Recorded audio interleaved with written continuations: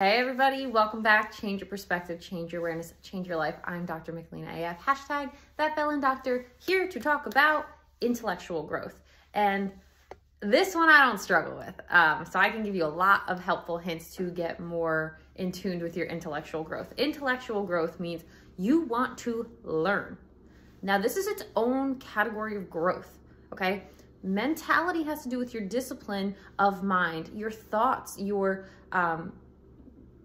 mindfulness. Intellect has to do with your ability to learn and garner information. Now, if you are not somebody who is naturally intellectually thirsty or curious or interested, you can cultivate that. Literally, any of these can be cultivated.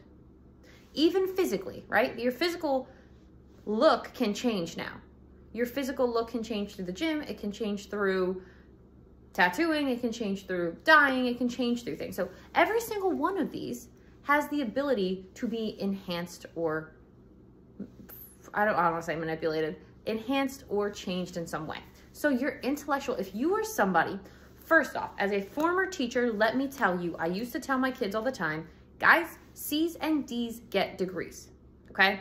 If you are somebody dealing with the school wound, a lot of wounds out there. We got the school wound, we got the church wound, we got wounds. We got money wound, right? We got wounds.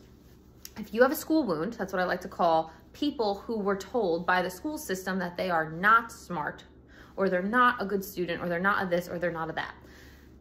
As somebody who literally never had to fail a kid, never had a discipline issue, never had to worry about anything with my students showing up or not showing up, I'm going to tell you this.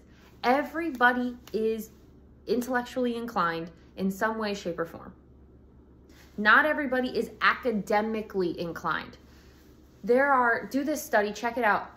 Garner, he's a social researcher, has what's called the 9 theories of intelligences, okay? 9 theories of intelligences. This is a great study.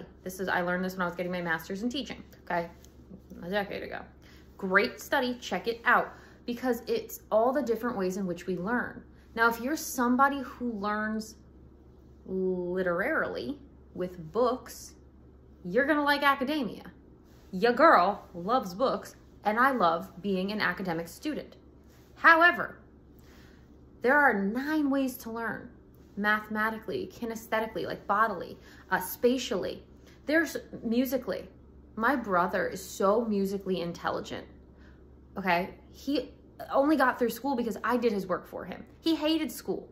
From a young age. He was 5 and he was like, the pencil's too heavy. I don't want to do this. He could not. But my brother, so smart, self-taught musician, plays with Morgan Wallen and is touring the world. Touring the world. Okay, so everybody is smart in their own way. A friend of mine has never read a book. Don't ask me how. He's never read a book. Literally, mechanically, technically, so inclined. So yes, it is true that leaders are readers. That is true. And if you don't know how to read, you should try to cultivate that as a skill set. Yes, take it small. Read it 5 pages a day. Find a book you're interested in. I don't care if it's a comic book, right? A lot of times we have to unlearn to grow intellectually, because society is so focused, especially American society, right, is so focused on intellect and the school system. We have to unlearn a lot of what we were told about our intellect when we were a kid. I personally never had to worry about that.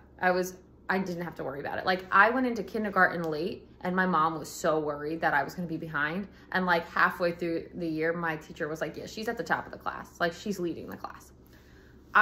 Books are a refuge for me. Books are a salvation for me. Like, I'm an English teacher. I'm a literature teacher. I love to see life in story.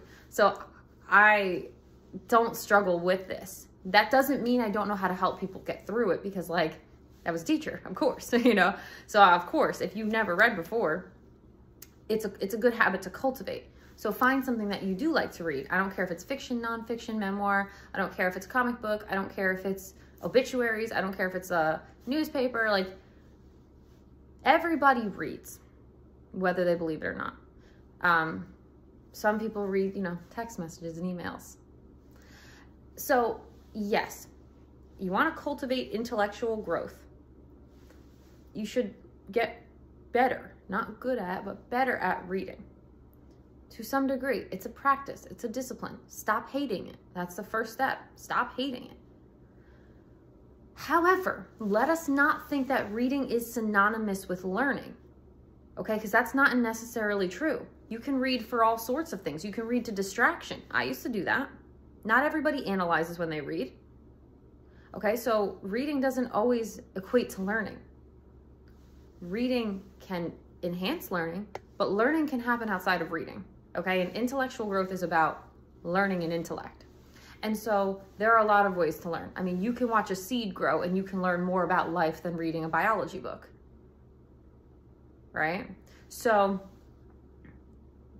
there are a lot of people who need that practical, tactical, hands-on experience. Now, unfortunately, your girl needs both. Your girl needs everything, okay? I need the academic understanding, I need the practical application, and I need the theoretical knowledge. Like, I need it all, okay? And there's a lot of reasons why that is. So when I learn a thing, and my brain's a nightmare, guys. It's important to know how your brain works. When I learn a thing, I learn it on different levels, at different spaces, and different, like, I learn it so I can teach it to everybody who needs it. It's really wild. Don't suggest it. So, like, if you're somebody who needs a practical application of a thing, then you're going to want to, look at more practical pursuits. You're going to want to look at more tangible, tactile, hands-on things you can touch, things you can taste, right? If you're a theorist, if you like the theory behind things, you're going to want to understand why this thing happens in this way. And sometimes academia can do that. And sometimes academia just gives you like the textbook understanding of the thing. And so, and the place to talk about it too. So all of this to say, the number one thing you need to cultivate intellectual growth is curiosity. You need to cultivate curiosity. How do you know you've got curiosity as a skill set? You ask questions. Questions open up a realm of possibilities. Statements close them down. Don't you think? You see the difference there? Statements close them down. There's no brokerage for argument there. That is what it is. Don't you think? Question mark? That means, hey, I'm inviting you into this conversation. Statements close the conversation. Questions open them. So if you are in a relationship, if you are somebody, if you are around or noticing that there is a lot of statements being said, wherever you are, workplace, home place, conversations, etc., that's a lot of closed-mindedness. When I'm telling you what you are, or if I'm telling you X, Y, and Z, there's no room for collaboration there. There's no room for community. There's no room for curiosity to be cultivated. It's why when kids are growing from 0 to like 14, they ask so many questions because they're curious. They want to understand everything. They want to know why. And some people ask more questions than others. And some people stop asking questions as they get older. Other people don't. I never stop asking questions. I'm a questions master. It's why I was good at teaching. It's why I'm good at coaching. It's just because what happens? If you're asking a question, you have to know your own thoughts. You have to be comfortable to let other people into the discussion. And you have to be in a place where you can kind of let them do what they need to do as far as like thought processes are concerned. Like if they are like, this is what I think, and you're like, okay, cool. I'm not in a place to judge it. We're just having a conversation here, right? So that becomes super important. Questions become super important because that is how you cultivate curiosity. Now, to have intellectual growth, you have got to cultivate curiosity. The school system a lot of times will stamp it out of you. I was blessed enough to be able to teach in an English classroom where you can ask questions, right? And I used the Socratic method. Socrates taught by asking questions, one of the greatest philosophers of all time, right? Science. You know why there's a lot of advancements in science? Because it's built in to ask questions to the scientific method. That's why, like, there's not a lot of curiosity cultivated in math. There ain't no room for questions. It's black and white. This is or it isn't. That's why I hated math. And so, and I won't even get into subject matter. Actually, I will get into subject matter. Give me a second. I will absolutely get into subject matter. One sec. But intellectual growth, just the overall ability to do so, you have to cultivate curiosity by asking questions about everything. Why is the sky blue? Why is the grass green? Why does this house look like that? Why is this? Why is that? Like, I want to know. I told my kids this all the time because, again, teaching English is very easy to teach life lessons and skills. When we're talking about essays, they would give me the what or the how, or the what or the where. I'm like, guys, I read this book too. If you're telling me the what of the thing, I already know it as I read it. I want to know the why. I want to know the how. Why do you think this? How is this possible? Why and how are the questions that we need to be answering in life all the time. And that scares us because they're hard to answer. We don't know why a lot of times. It doesn't seem like there's a truth to that, right? It doesn't seem like there's a fundamental truth of things. So people get scared of why and they get scared of how, so they don't ask questions. They don't cultivate intellectual curiosity. They don't grow intellectually. Not really. And so, what are you curious about? What can you get curious about? You'll find intellectual growth and how to get curious. Are you curious about people and why they do what they do? Psychology. Are you curious about life? Science. Are you curious about how to make technological advancements so that life is easier for all of us? Technology. Like, there's always, if you can find what propels you to be curious, you'll find a passion. You'll find a passion. And everybody wonders why they're lacking passion or purpose. It's because you're not curious enough in the things that turn you on, light you up, make you excited mentally, not sexually. We'll talk about that another day. Now, I really quickly want to talk very quickly about subject matter, content matter, right? It is just meant to be in school, in those high school levels, in those primary school levels. What you can't be good at, okay, that's not true. You can be good at every subject, right? You can get A's in every class because if you learn the system, you can do anything, right? However, whatever you liked, and again, I know you can love a subject and have a crappy teacher and then you'll hate the subject. Or vice versa, you can have a subject you hate, have a great teacher, and the subject gets better, right? I know that. So try to move that out of the way. What subject did you love as a kid? Because that's the point of school, is to like kind of try to, oh, did you love cooking? Did you love sewing? Did you love wood shop? Did you love computers? Did you love math? Did you love English? Did you love art? What did you love? Did you love theater, right? What did you love? Because there is a good place to start.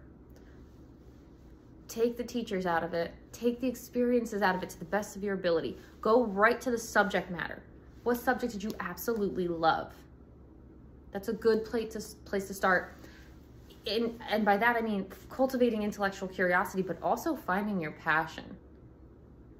When I work with clients one-on-one, we go back into like what you just genuinely enjoyed, because there's a lot of gold in that space. There's a lot of gold in that space. And like I said, I am taking one-on-one clients again. So if you are interested in working with me, seasonsandsigns@gmail.com. And the school's opening in January, so that get ready, Seasons and Signs. That link will be here too. Big things are happening. 2023 is a big year. So out to teach us all how to come home to self, how to use our authentic expression, how to be our authentic person. I know it's all very hard to do because we get it beaten out of us. It doesn't get cultivated. Curiosity is authentic to every person. Curiosity is authentic to every person because every child is curious in varying degrees, but everybody wants to know more, learn more about life. Some of us have it to a fault. I didn't get to talk a lot because I'm already over time, but intellectual is one I don't struggle with. I can talk about all day, you know, like obviously. But my curiosity, my need to know got me in a lot of trouble. It gets me in a lot of trouble. I have to be comfortable with not knowing. I had to work on this when I was surrendering my mind, which was a hard process. It was the first thing I really had to surrender. I had to get very comfortable with not knowing because I had this insatiable need to know. Because I have curiosity, I don't struggle with it. Like, that's a blessing that I have. And it helps me very intellectually oriented. It helps me to be very growth minded in that way. Helps me want to learn more about people and learn more about everything all the time. There's not a subject I don't want to know about. However, there is a tricky thing in that, you know, got me in a lot of trouble, that need to know, because if you dig, you gonna find dirt. And you gonna find it. So yeah, that's a whole nother story for a whole nother day. But okay, let me recap it all, because I know this is a big one and I apologize. Everybody is intellectually intelligent. Everybody has the ability to grow intellectually. Cultivate curiosity, ask more questions, find the content matter that intrigues you to do those things, and unlearn the wounds that you went through as a student, whether you were a good student or a bad student. That's the other thing. I used to tell my students, my honor students, I was like, yo guys, you're not smarter than my base level CP students. I'll tell you that right now. If any of my former students are watching, you know. I was like, you work harder. You learn the system better, but you're not smarter. My CP kids are lazier, or this is not their interest. They care less about English than they do about like math or something, you know? But at the end of the day, like, you might have to unlearn you being a very good student, A+ student, or you being a very bad student, or you being an average student. Everybody has to work through student wounds to get this intellectual growth fostered. So yeah, check those out, guys. This one is a good one. It's an important one. And if you like what you're hearing, subscribe, grow the channel, hit the bell, comment below, let me know. If you're interested in working one-on-one, like I say, comment below or shoot me an email at seasonsandsigns@gmail.com. Exactly as it sounds. And I look forward to bringing you guys the rest of this series. It's been a lot of fun for me.